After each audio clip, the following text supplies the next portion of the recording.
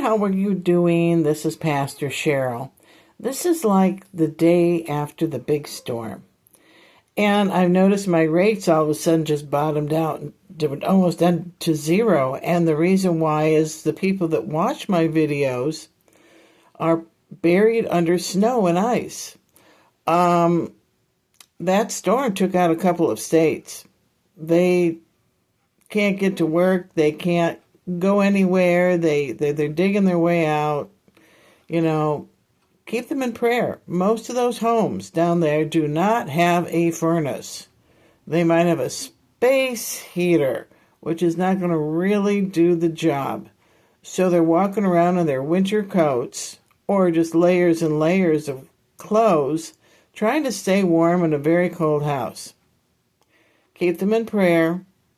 They are going to be cold for a week or so. A couple weeks probably. Next week is supposed to do the same. And so anyway, remember them in prayer.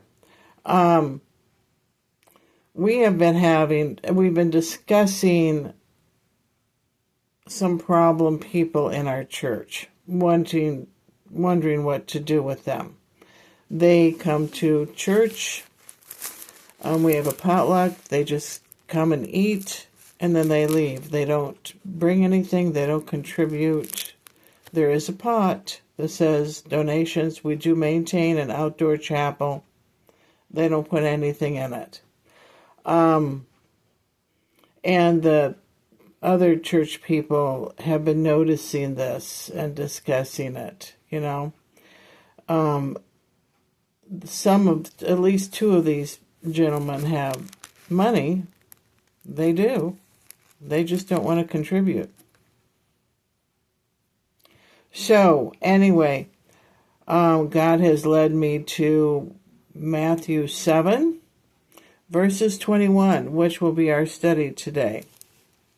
Not everyone who says to me, Lord, Lord, will enter the kingdom of heaven, but only the one who does the will of my Father in heaven.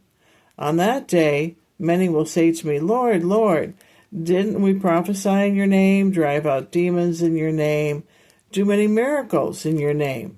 Then I will announce to them, I never knew you. Depart from me. Wouldn't it break your heart if you got to heaven and Jesus said, I never knew you. Go away. Depart from me. That would make you that would be a very hurtful thing, right? Like if you attend church but just don't take it serious, it's just a fun activity on Sunday morning and afternoon. There's a lot more to knowing God than just attending church. Wouldn't it be just easier to believe instead of getting tossed in hell or into outer darkness or wherever? Wouldn't you want to be with the rest of your friends and relatives there in heaven? Yeah. To get to know God, you just talk to Him. Just read your Bible and just chat away to Him as you get to know God. That's what I do. You can imagine a minister would do that, right? I hear from God all the time. I talk to Him all the time. He tells me things. And, when I share some of the stuff that He tells me, some people just don't want to hear it. They're not ready to hear it. Okay? It's about this end time scenario. What's going to happen? These storms are going to get worse. This is just the beginning. These storms that just went across our nation and they're going to get so bad they'll be knocking over houses and pushing out windows. Get ready for that. I'm serious. Get ready for it. You might want to set up a safe room down in the basement where you could go running to and spend time down there and have like a space heater in the basement, like a potbelly stove with, the pipe going out the window, and you could just warm up the basement because there's not going to be any power. There won't be any electricity. Remember certain things to stock up on. Canned and dried goods, lots of water.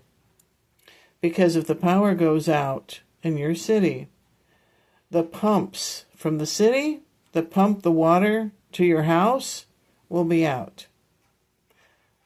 Stock up. Lots of bottled water. We drink so much water during the day. We have no idea.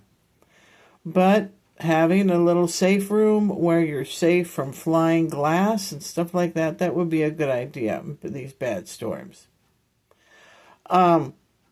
Just get to know God. Talk to Him. I will see you tomorrow. I will also want to remind you to click on like, thumbs up, and then subscribe, because I'm on here every day. I will see you. Bye-bye.